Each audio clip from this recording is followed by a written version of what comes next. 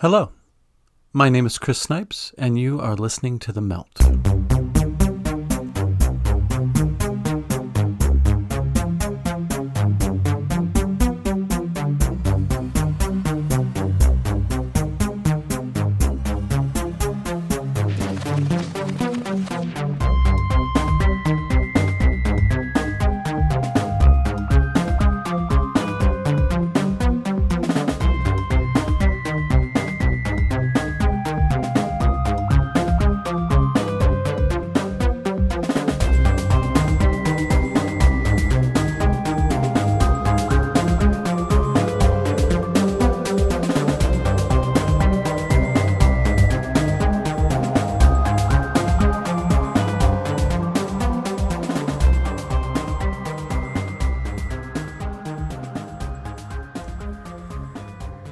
I've always been fascinated by the idea that the mind can affect matter. I've had many dreams where I could move things by concentrating on them, and it enthralled me. I mean, it just makes sense. Everything, seen and unseen, is connected. How couldn't it be? So to make the leap that an internal process could affect an external process doesn't seem that far-fetched to me. We're constantly broadcasting what is going on inside of us with our actions and our words, and we can easily see that these things affect everything around us. With his book, The Miracle Club, Mitch Horowitz focuses not only on the history of the New Thought movement, which posited that if you can direct your thoughts, you can direct your life, but he also covers some very concrete ways in which we can engage our world in a co-collaborative manner so that we may better achieve our goals and sculpt our lives in a way that is only limited by our imagination. I start off our conversation by asking Mitch about the seemingly revolutionary idea that thoughts are causative. Well, it's an idea that's been with us going back to antiquity in some respects, but it has its modern expression under what we might call New Thought. Over the past, say, 125 years, 150 years, modern people, starting in the mid to late 19th century in New England, here in the United States, were very interested in experimenting with the idea of prayer therapy, mental healing, the idea that what you're thinking about outpictures concretely into circumstance. And that really formed the basis for New Age spirituality. It formed the basis for a lot of what we would call our alternative spiritual culture today. And to me, it's just an enthralling idea. You know, everything old, of course, is new, and everything new has its antecedents in antiquity. So you could look at the Vedas, and you could look at Hermeticism, and you could look at Buddhism, and you could find examples of this notion of thought causation. But for the modern people who brought this into the popular mind, those movements were inaccessible. They had parallel ideas with some of those movements, but a lot of that literature, for example, hadn't even been translated into English. The Tao Te Ching didn't undergo its first English translation until 1838, and it was a very partial one at that. So some of the experimenters who gave birth to New Thought or New Age or Law of Attraction or whatever one wants to call it, they were really operating out there by themselves. They were taking cues from one another, but they weren't able to draw upon the wellspring of ancient spirituality. So the very fact that there are parallels is remarkable in and of itself. And the idea is fascinating to me, I suppose, above all else, because I think it's true. And if it wasn't true, then it's just an interesting museum piece. And, we could be doing a show about phrenology or something. Not that I want to insult any budding phrenologists out there, but my interest in an idea doesn't just spring from the fact that it's unusual or that it has peculiar roots or that it has a dramatic backstory, but my interest really springs from the question of whether it's useful, whether it works. And I do believe mind causation works, which of course opens up onto a whole world of other issues and questions. I could also be wrong, but I'm certainly earnest in my assertion of belief, and I experiment with it all the time. And I feel that we do lead some kind of existence that goes beyond the physical, and that can be detected in various ways in our world. And one of the forms of testimony. It's not very easy to test in a clinical setting, but one of the forms of testimony that's been most compelling that's come across into my world over the past 25 years has been this question of thought causation, thought creativity. So it's something that I work with quite a bit, personally, as well as document. And it makes total sense because, I mean, if you believe in the concept of interconnectedness, there's no reason why there should be a separation between the internal and the external. And there doesn't seem to be. There doesn't seem to be. You know, it would be easier in a way to talk about matters of proof if we were talking about, let's say, ESP or precognition, because although that material is very controversial, there really are clinical studies, laboratory studies that stand up and have withstood just tremendous scrutiny.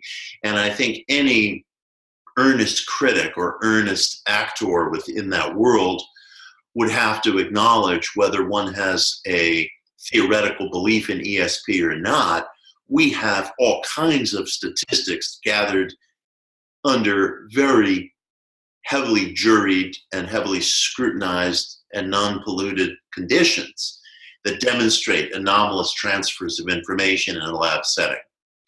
One doesn't want to speak in terms of psi or psychical ability or ESP. If one disputes that thesis, that's fine. I mean, that's fair game. But the stats are there.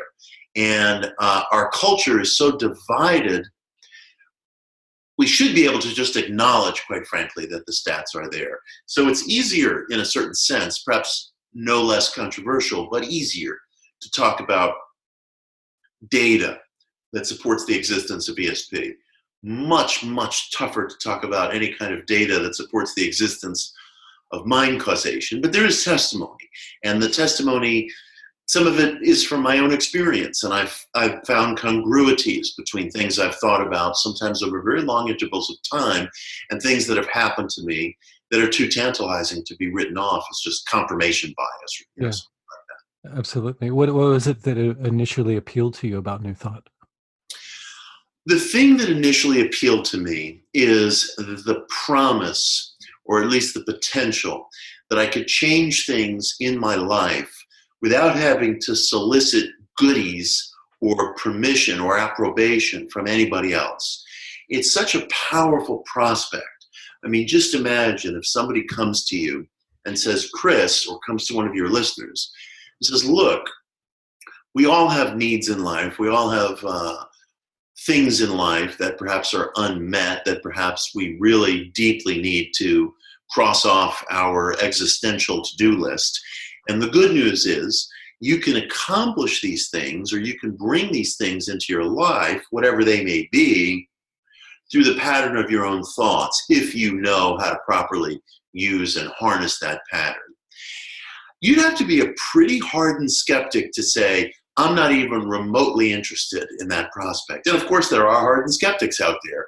And I mean, they may have their reasons. They may be correct and I may be wrong. So I'm not endorsing, my point of view over theirs, but it is my point of view.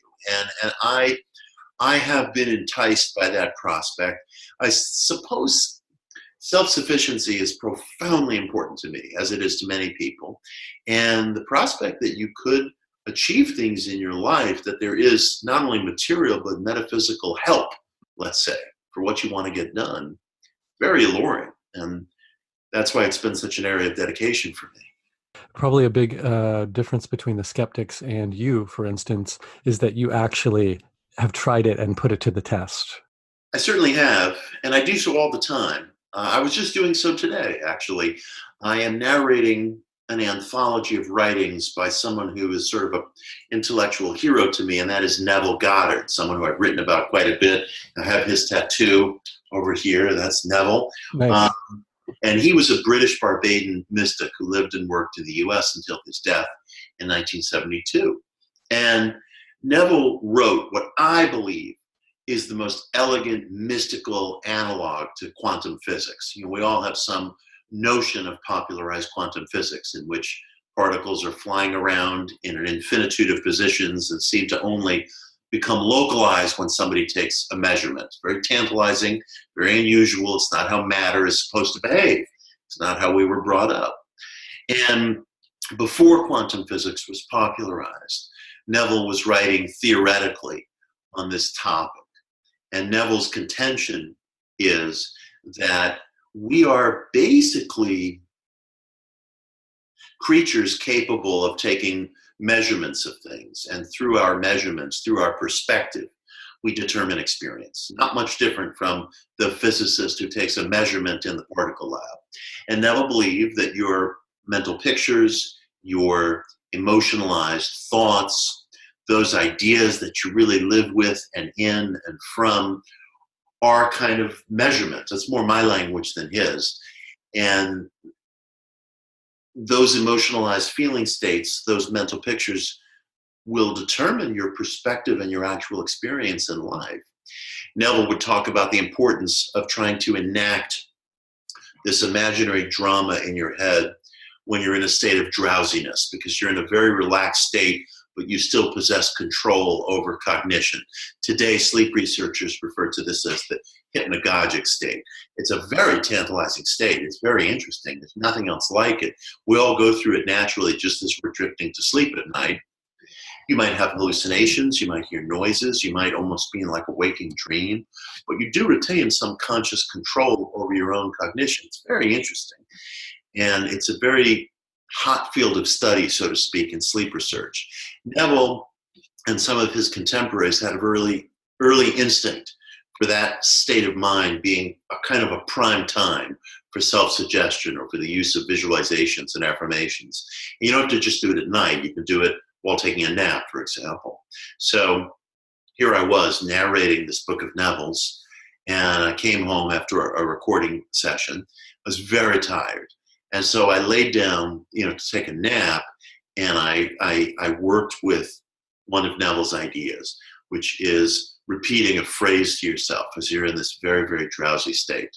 And he would always say, you're going to repeat this phrase to yourself, which might be a phrase that you would use after the fulfillment or the realization of something that you want in life. And he would say, look, let's say you want to be in Paris, and you do everything that I say to do, and you wake up, you're not in Paris, you're still somewhere else.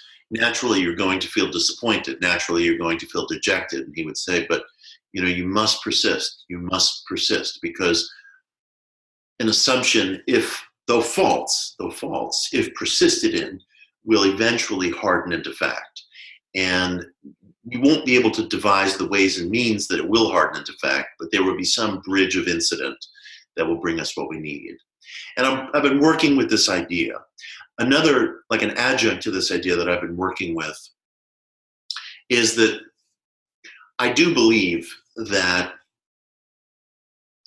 even if we wanted to get into a discussion of mind or consciousness or awareness being the ultimate arbiter of reality, regardless, there's a lot of mitigating factors. And we live quite clearly under many different laws and forces, at least in our experience.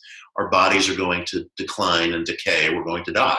There's never been an exception to that. And so my thesis, at least what I'm working with personally, and I've been writing more and more about this, is that I do think remarkable things can happen through these causative uses of thought.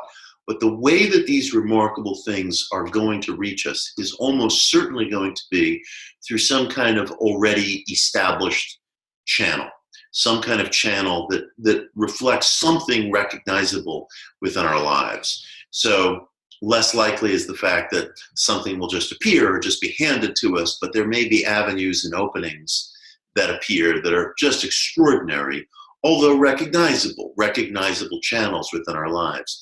Hence, there can be like a real time interval between things that we dream about, literally and figuratively, and their occurrence. I personally have found these time intervals can occur over very extended periods of time. I'm experiencing things today at age 53 that were cherished, very private dreams when I was quite a young child, age 5, age 4. And it's rather uncanny. That's been my experience. That's amazing. And another way that this can function too is like in the medical context, the placebo effect. Yeah, yeah. I mean, the placebo effect is deepening in its mystery in our time, and I read a lot about this in my book, The Miracle Club. Current placebo studies are just heads and shoulders above where they were 50 years ago. 50 years ago, they were awfully interesting. Today, they're just off the maps, absolutely off the maps. We're seeing people get better over sustained periods of time from transparent placebos. Placebos, by their nature, are supposed to be deceptive. You're supposed to be tricked into thinking, you're receiving some active substance. People who are receiving inert substances transparently are reporting great benefits. We are seeing, it's almost hard to believe these words are about to come out of my mouth, but it's true, and I challenge anybody to check my sources. Most of them are very mainstream. We're seeing placebo surgeries. Actual placebo surgeries have sustained and measurable therapeutic value. There was a study, I'm sorry, go ahead. Meaning that they go in and just make sort of A surface incision. It is, and it's very hard to study because if somebody's in need of a surgery, it's no small thing to engage in what is arguably a deceptive act. These are not transparent. But there was a veterans hospital that had cases of patients who needed spectroscopic knee surgery, which is used sometimes to relieve arthritis. And some of the patients were given the standard knee surgery, which requires a long recovery time. And some of the patients were given just a surface incision. And they basically had equal recovery rates, which is both alluring and terrifying when you think about it. One wonders if it requires 8 weeks in physical therapy to recover from a knee operation and a placebo operation is having the same effects. Have we really been burdening people with a terribly unnecessary medical procedure? But these are big issues. These are big issues. And one of the things I write about in the book, and I tell you, I must reassure you and your listeners that I do this with such exquisite care because I never want to give false hope to anybody. It's very important to me that these issues be written about responsibly. But there was a psychiatrist, now deceased, named Ainsley Mears in Australia, who worked with cancer patients, and he documented a fraction of terminally diagnosed cancer patients who had ceased all treatment because their cases were considered to be terminal. And they worked with Mears on programs of intensive meditation. A small number, about 10%, did experience spontaneous remission. And you won't read much about Mears, partly because these studies go back to the 1980s, and he died, I believe it was 1986. But I discovered Mears because he's one of the very few figures whose work has made it into the standard mainstream medical literature because he kept really fine records. And you have other medical professionals who may very well deserve to be heard from, but their record keeping may not have been up to the scale of Mears's record keeping. And he was published in very mainstream journals like The Lancet and other recognized medical journals. And it's so difficult for me to talk about this material because the last thing on earth I want to do is, speak in terms of these elusive miracles or give anybody false hope, because chronic diseases, terminal diseases, are matters of the profoundest seriousness, and they deserve to be spoken about only with great maturity. These are life and death issues for people, as well as quality of life issues. But the journal literature is there, and there are here in the United States alone, maybe about 15 cases a year of spontaneous remission of terminal cases of cancer. And researchers don't know why. There are all kinds of reasons why that are proposed. There may have been a misdiagnosis. The patient may have had a virus that was suppressing his or her immune system. The patient may have had a virus that was unknown that maybe attacked the cancer cells.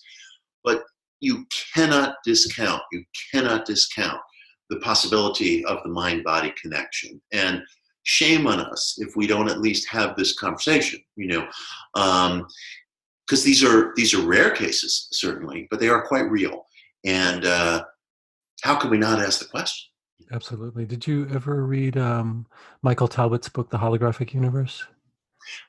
It has been recommended to me. I have not read it. Oh, it's amazing. But he talks about a situation where a psychiatrist is interviewing a schizophrenic patient or multi-personality patient. And as they embody different personalities, one personality might have cancer, maybe even terminal cancer. They go to another personality, there's no sign of the cancer. Eye Mm-hmm. colors can change. Like, It's extraordinary. yeah, it's such amazing stuff. We are on the brink of such questions about the efficacy of the mind. And my great hope is that these questions survive. I mean, funding gets cut, controversies get created, and names get called. The next thing you know, we lose a generation of progress, because something is considered woo-woo all of a sudden. That's what happened to studies of ESP on college campuses. There's not a lot of it going on today. I think we lost about a generation of research in that area. And it's so precious and it's so important. It can inform things. The medical stuff is more enticing to people, and it's a little easier to get funding for some of the medical stuff because the application is clear. Application of ESP is not always clear. You had the CIA studying it for many years, but that got cut. It's still being done in the former Soviet Union. It's still used as a military intelligence gathering tool, among many other tools. But the application has also been difficult to justify in terms of funding. Pure question, it's extraordinary. Yeah, yeah. Do you think that there was a time period or a civilization somewhere in the past that had an intuitive grasp of the co-collaborative nature of, for lack of a better term, reality? Well, I've been writing more and more about the thought movement that we now call Hermeticism, which was Greek Egyptian philosophy in the late stages of the Egyptian Empire, when Egypt was at that point largely dominated by Greece and then Rome. And that philosophy is a real marriage of East and West, and we have only shards and pieces of it, but I have a number of articles bopping around online in various places, including Medium, including a journal called Pathos, another piece coming out in a journal called Gnosis, not the old magazine Gnosis, but an academic journal called Gnosis that's published by Brill. I think that's going to be out in the fall, where I write about parallels between Hermeticism, historical parallels, Hermeticism, and some things that come out of our own alternative or New Age culture today. And of course, there's no direct family tree. There's no tree of lineage, but I'm always very interested when there are parallels in thought across wide distances of time and geography.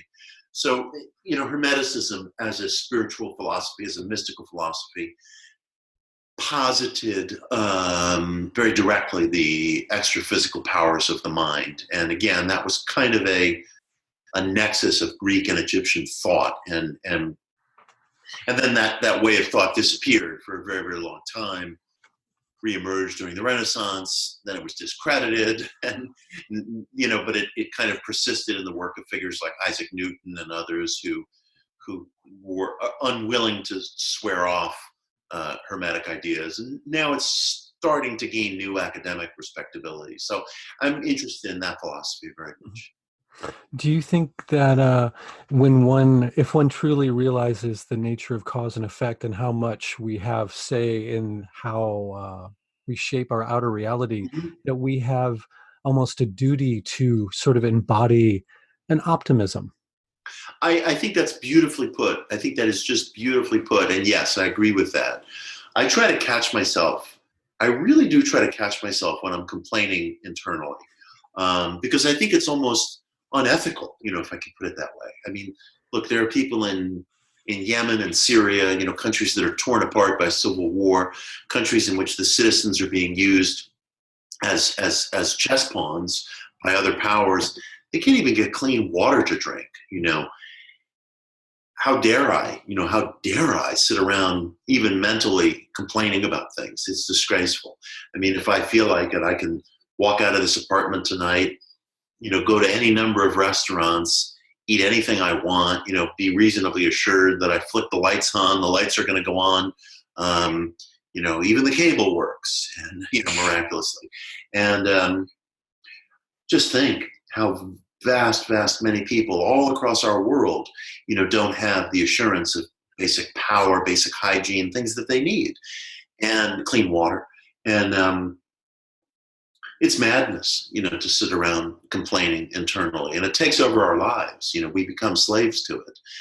And then there are the broader questions to which, I think your question also alludes, of the degree to which some of this stuff is outpicturing in our world, and I think it absolutely is. There's no question in my mind about that. So I think we owe it to ourselves, and we just kind of owe it to the world community, that living in this wealthy society of ours, this society of physical safety, to complain outwardly or inwardly, I think really shirks a certain responsibility. Yeah, I wholeheartedly and totally agree with that. And what do you think you speak about the importance of service in the Miracle Club? What is behind that? Why do you think service is so important? Well, that's an interesting question. I've been evolving on that question myself, because I'm not always sure, quite frankly. And I'm very suspicious of when the New Age culture speaks of service. Like take Marianne Williamson, for example. I respect Marianne tremendously, and I have great respect for the fact that Marianne has launched and sustained a presidential campaign that has gotten international notice. I realize that she's not on the slate for the next series of debates, but I thought in the previous debates, her voice was heard. She was on stage with some very serious political powerhouses, and I think she's just remarkable. But I would also have to say the following. She speaks a great deal about love, and I don't sense an attitude of love coming from Marianne. I sense an attitude of somebody who wants to be in charge, and I don't condemn that in her. I don't put her down for that. But I think that when we speak of service and love, we have to be really careful, because I'm not sure how many people are really motivated by those things who speak about those things. I'm not even sure in my own life, how motivated I am by those things. And I don't say that to try to be provocative. I'm just trying to be honest with myself. I go to a wrestling match, let's say, and spend $40 on snacks. I'm not spending that concurrently to help out a person in need. I think we have to be really starkly serious and honest with ourselves about what degree service, really plays in our lives. I think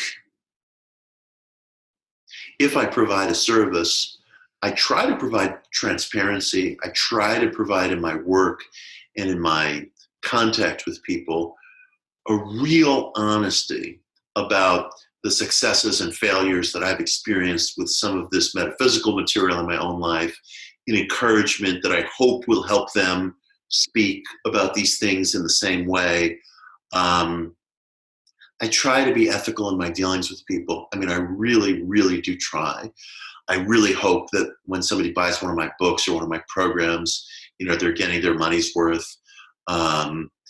Once in a blue moon, I'll do tarot readings for people. And these are commercial tarot readings. And a woman who was writing to me, who I felt perhaps was wanting to send me money to do tarot reading for her, almost as if, I was the oracle who was going to come up with some great answer. And I felt at a certain point that it would have been exploitative of me to take her money. So I did the reading for free, not because I'm some, wonderful guy, but because I just thought it seemed to me like the right thing. So if I provide service, I think I try to be like a plain dealer, an ethical dealer with people in this world of alternative spirituality, where I don't think we always live up to the highest ethics that we ought to. Absolutely. Yeah. Well, it's since you bring up politics, that leads me to a question that I was going to ask too. Yeah. Do you think that one can concurrently try and work on the external before they have dealt with the internal, or do you think that they can do that simultaneously? So, like I've seen, the reason I bring that up, I've seen a lot of political activists who they really have they've picked a fight, but the way that they approach it is in a very self-righteous and almost hateful way. Yes, I agree completely. I agree completely. You know, may we be protected from all the people who love humanity, because they're going to do us in. I mean, I find activists on the right wing, activists on the left wing, many times, they both seem to me filled with um, bilious attitudes and a absolute hunger to tell other people what to do. And it doesn't much matter what cause they're pushing for. And I have my own causes, I have my own policy preferences and my own strong point of view and my own circle of friends. But I have definitely noticed that people who operate within the political realm, regardless of what perspective on social justice they are coming from, almost always seem to have in common an absolute hell bent lust to tell other people what to do. And I'm troubled by that because I think that that's probably the primary fissure in human nature, this hunger that we have to tell other people what to do. I mean, you see it all the time. You see people, look, sometimes there are political fights that are certainly worth fighting and that are necessary to fight. But you see people who go after some group or some individual, and I see absolutely no ethical moorings in this person, no love in this person, no wish to kind of make well water better for everybody, but just a wish to say, I want it to be done in my way. And the politics is only a cover for a lust for not only individual power. I mean, I'm not down on somebody because he or she wants power. I mean, somebody has to be in charge, but it's this kind of cold-blooded need to tell other people what to do, which I think is the lowest expression of human nature. It occurs everywhere. At the same time, I'm not going to say to the activist, oh, let me quote a line from the Beatles, free your mind instead. Sure, I think we should free our minds instead, but some people are just never going to do that. So they're going to function in the outer world. And it's not for me to tell them how to feel better at night, but I do think that sometimes we really have to be sure that what we're imbibing is medicine and not poison. I guess I would put it that way. I mean, I wrote an essay called Depression and Metaphysics, which I turned into a short book. And one of the things I express in that piece is that I think there are people, for example, who have very serious emotional problems, who have very serious personality disorders, who are not getting well served, who are not getting helped within our alternative spiritual culture, because they may need medication, they may need cognitive therapy, they may need some sort of very serious medical attention, and it may be that that is a prerequisite to anything that the spiritual path has to offer. It doesn't mean that they can't be doing some of this stuff simultaneously, but the notion that kind of getting in touch with spirit is itself this universal cure-all, I dispute from many years of experience. And there are things that have helped me in life that have not been part of a spiritual program, like pharmaceuticals, like medications. And I don't think we should paint ourselves into corners deciding that one approach to therapy is pure and one is not. I see no reason why a person can't take an SSRI and do transcendental meditation, just to cite one example of many. So I have seen people within esoteric spiritual groups, for example, whose lives have been destroyed by the fact that they are possessed of some sort of uncontrolled rage. And it has shattered their relationships, it has shattered their career prospects. And it doesn't seem to me, from an up close perspective, that they have sought serious therapeutic help for their great problem with rage. And the spiritual path that they're on is not apparently addressing it. So I'm not saying they should leave, but I don't think that the spiritual journey is a cure-all, and I don't think it supplies people necessarily with emotional maturity. And it may be that therapy, pharmaceuticals, cognitive therapy, whatever, it may be that there's any number of things that are needed. So I want to be sure that, again, if we're thirsty, we're really drinking water, and we're getting what we need. Yeah, absolutely. I totally agree. It also in the Miracle Club, you mentioned when you have an aspiration or something that you would like to achieve or a goal that you would like to work towards, one of the ways that you can set about to do that is to write it down on a piece of paper and keep it on your persons. Yeah, And that made me, strongly in that. it seems like almost like a more direct, no nonsense form of sigil magic in a way, except that you're not using abstract symbols and you're not trying to forget what your intention is. What are the differences between those two? Oh, that's a great question. They may overlap. They may overlap. First of all, I believe in writing things down because it is a physical, tactile act. And however small and nascent it may be, the very act of writing something down is a first germinal step into bringing it into actualization. I do believe that. I also believe that writing things down can help us to clarify our goals. I think that we are strangers to our own goals and wishes sometimes, maybe because they embarrass us, maybe because a spiritual person thinks, oh, I shouldn't be speaking in terms of money or whatever. Sometimes we feel a very strong internal peer pressure or habitual way of thought.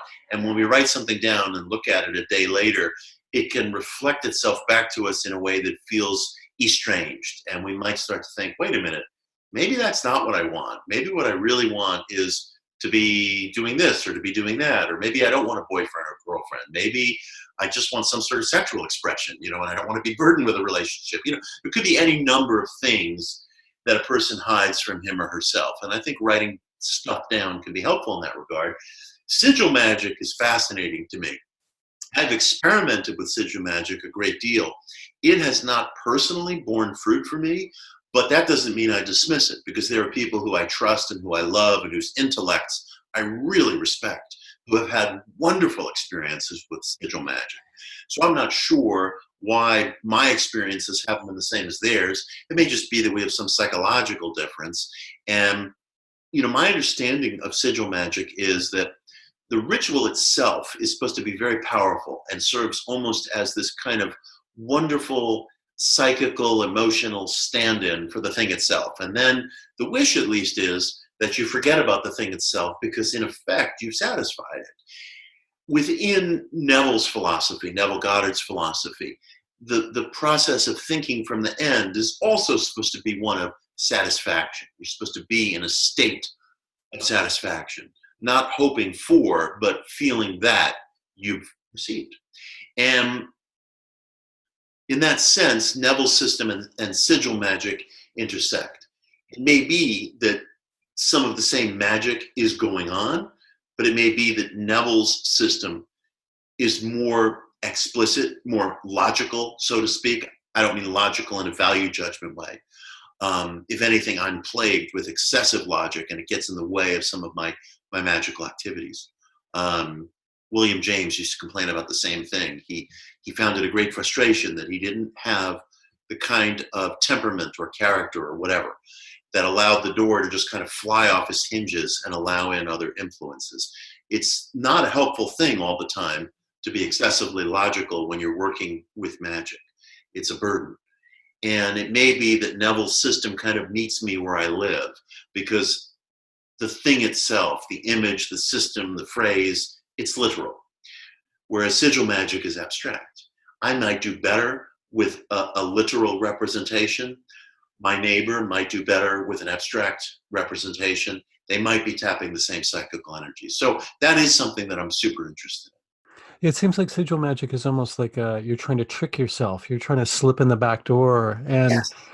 what you're talking about is much more straightforward and conscious. Like you're awake and you're moving towards your goal in a very conscious way, in a very conscious Yes. manner. Yeah. And a lot of the people prior to the use or the creation of the theoretical model of sigil magic that we have today, a lot of people who worked with affirmations and visualizations, they were trying to do the same thing, and they would ask themselves in terms very, very similar to what you've just used, how do we trick the rational apparatus of the mind? How do we sort of trick ourselves into belief? If we share the notion that belief is kind of that royal road to the subconscious, which is why placebos, for example, are often benevolent deceptions. You're being given a sugar pill, so to speak, thinking that you're getting whatever, a relaxant or something. So in that case, in the case of a placebo study,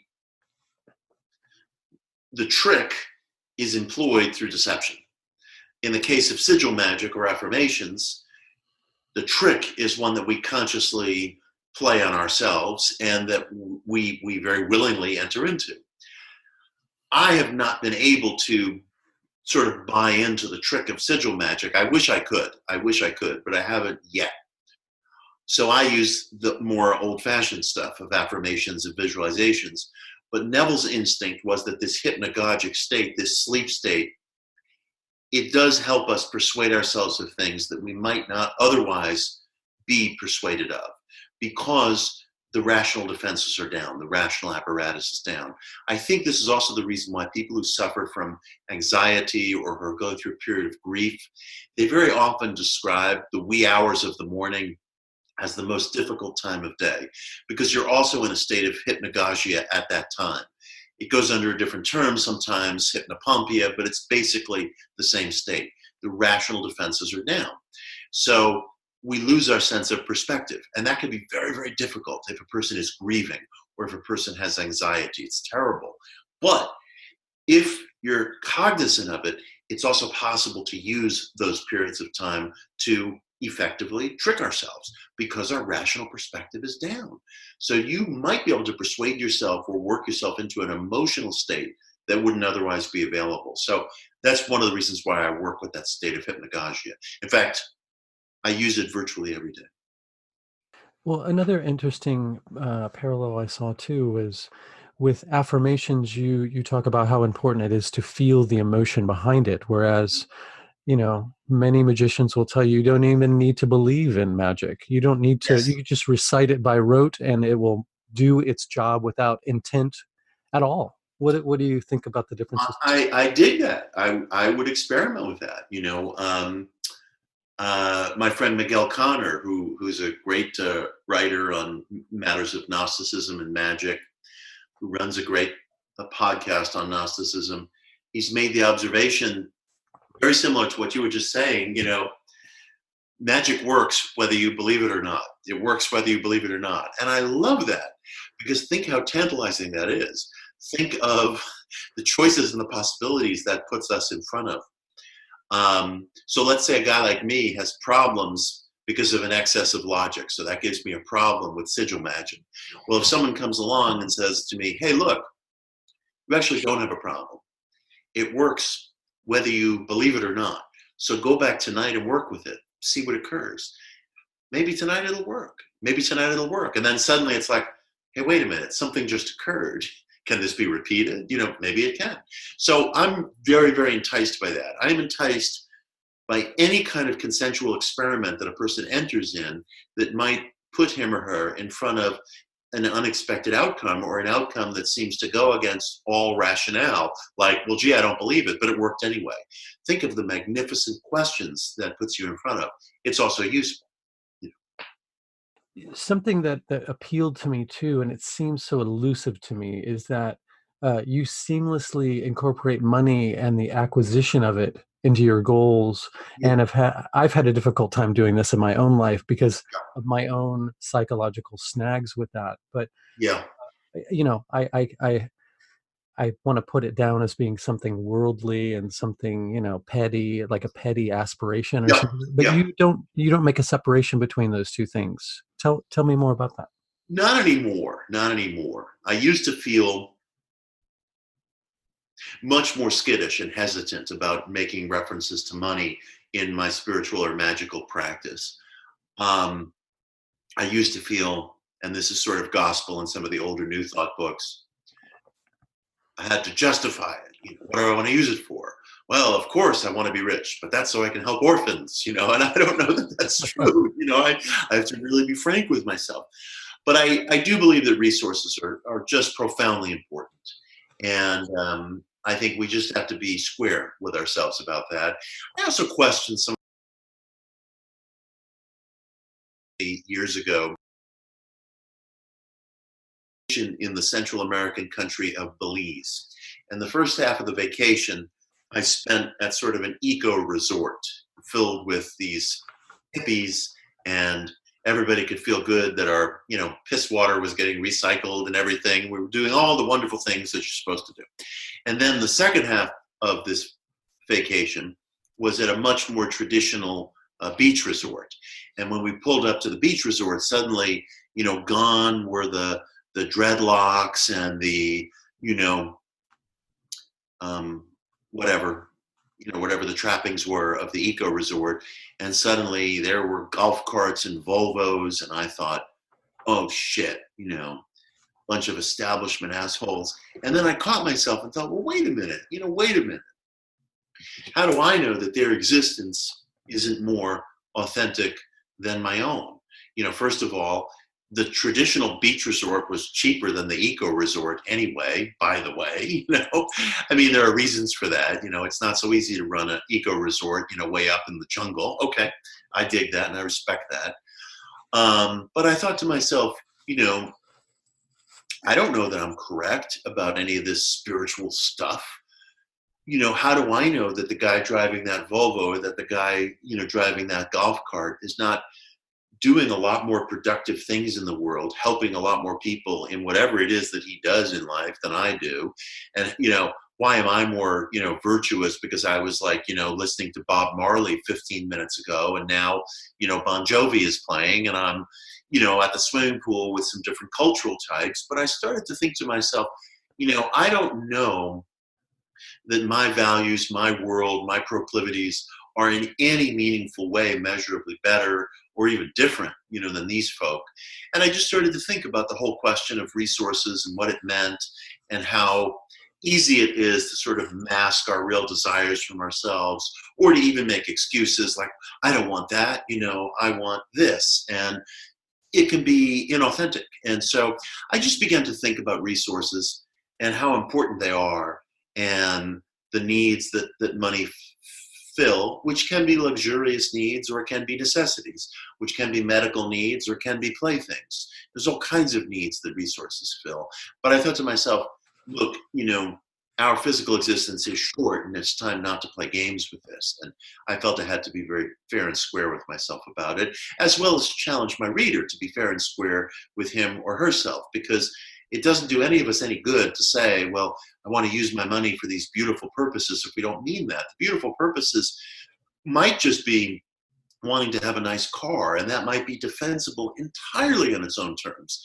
There are a lot of good reasons why people need and want and desire beauty or creature comforts. And yes, we can go crazy with them. We can go crazy with drugs and we can go crazy with a lot of things.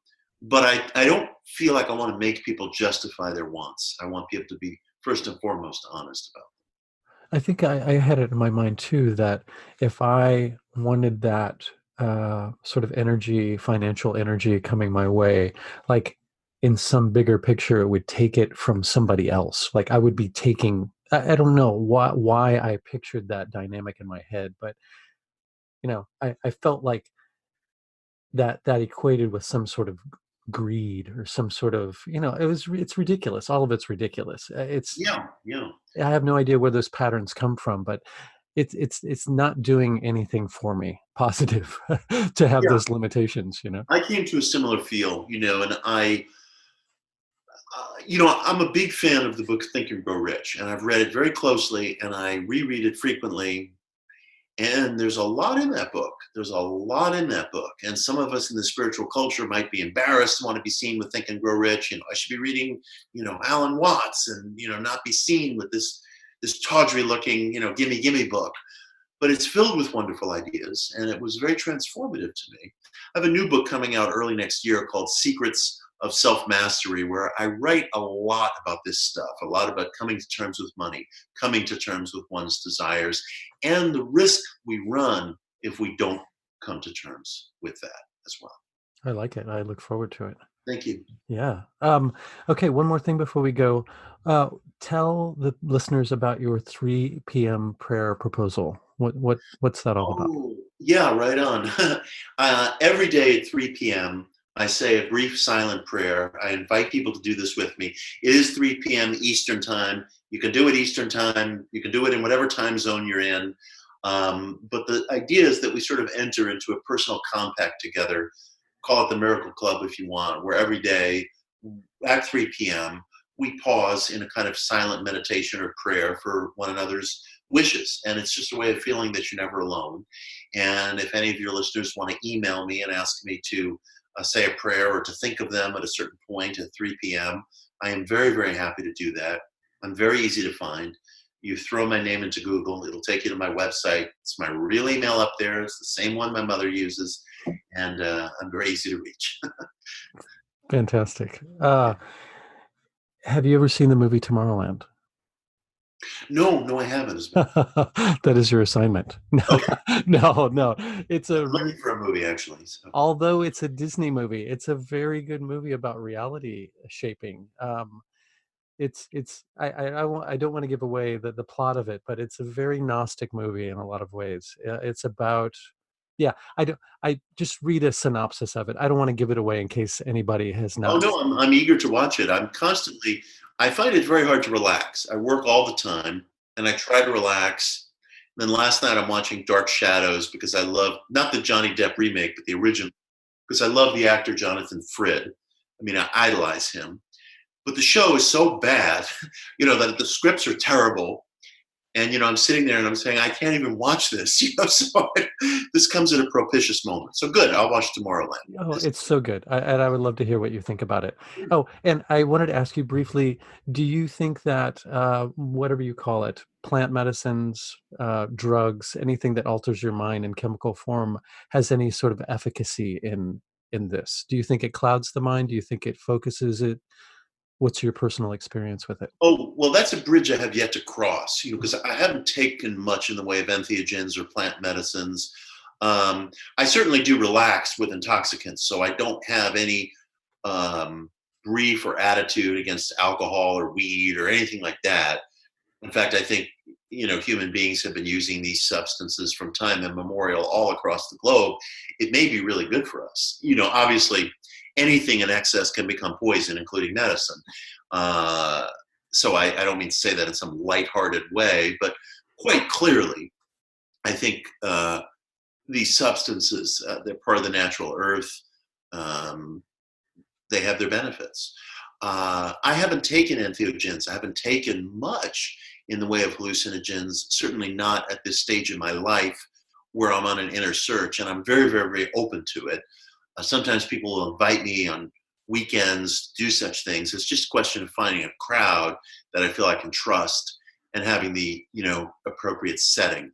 But that's a question I hope to be exploring over the next year, actually. Fantastic.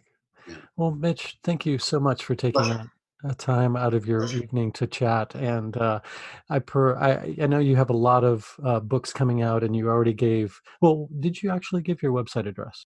Oh, my website is mitchhorowitz.com, or you can just throw my name into Google, throw my name into Amazon, throw my name into YouTube. It's all up there, and I'm easy to find. Yeah. Cool. Thank you so much, and hopefully we can talk again after some of your new stuff comes out, and I have a chance to read it. And that sounds great. More conversations. All right, man. All right. Have a good night, Mitch.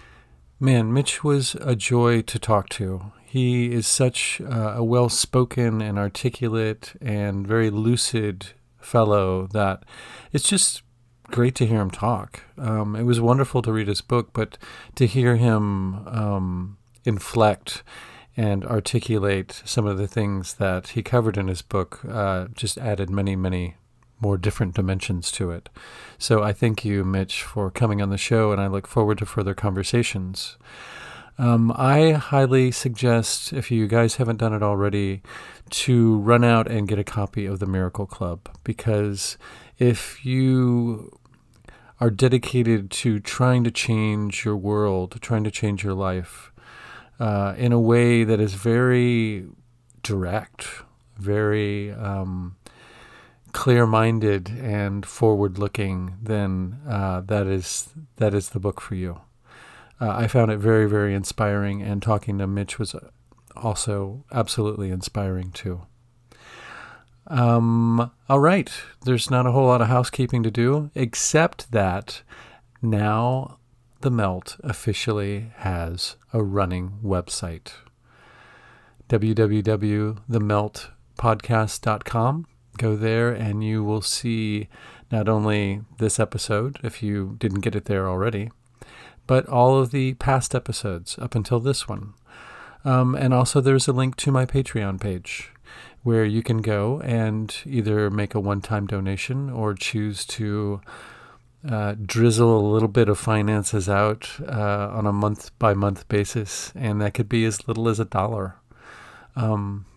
It would just be really wonderful to start generating some income to come in and help flesh out the podcast even more. I'm really excited about it. I've had a blast doing it up until this point, but I'm also excited about going further with it and branching it out into the world in a more experiential manner, which is manner, I should say, is what I meant to say, because that's kind of how the idea of this podcast started, was to, first of all, it was going to be speaking with people about their firsthand experiences with all of these things that we've covered on the show so far. Paranormal things, religious things, drug things, anything that falls out of the spectrum of consensus reality, which is a hell of a lot. As we start to dig into these things, we find out that there is so many layers and so many things going on and so many possibilities of things that are going on that it's enchanting. It's actually really wonderful, and I so enjoy having these conversations and doing the research that I do before having these conversations, that it's broadened my horizons so much. And yeah, it's been amazing. It's really, really been amazing. And I want to continue going further with this. I could use better equipment. I could use travel funds. I would like to get outside of my office for once and get out into the world and speak with people where they're at instead of over my computer screen. Stuff like that. So yeah, and also if you subscribe to Patreon, you get access to a few things. What I have so far up there are some video versions of some of the interviews that I've done on podcasts up until this point. But sometimes the video versions of the interviews make it there before the audio version comes out. And those are absolutely unedited. For the most part, I don't edit my interviews that much. But I do a little bit, but I don't do that on the video versions. So they're completely unexpurgated. So there's that. And as things roll on and I do get out into the world and maybe start doing a little video documentation too, those things will be appearing on the Patreon page also. And it is a popular platform to have a premium or a sort of a gate that if you pay to get it through, you get access to more information. And I understand why that model exists. But that's not where I'm at right now. I think I would rather people donate because they want to help out and not hold any information back. The things that I would be putting on the Patreon page are just extra added toppings. But you will always get the entree, just like everybody else will, in this podcast on an episode by episode basis. So thank you all for listening. Please visit the website. Please spread the word on whatever social media platform you burn the precious hours of your life away on. And let other people know that you think might be interested in this stuff about what we're talking about here. And I'm always open to suggestions for guests. And I'm still, as you hear kind of interspersed among the different episodes, sometimes they'll begin with a listener's story that may pertain to the subject that's being discussed in the interview.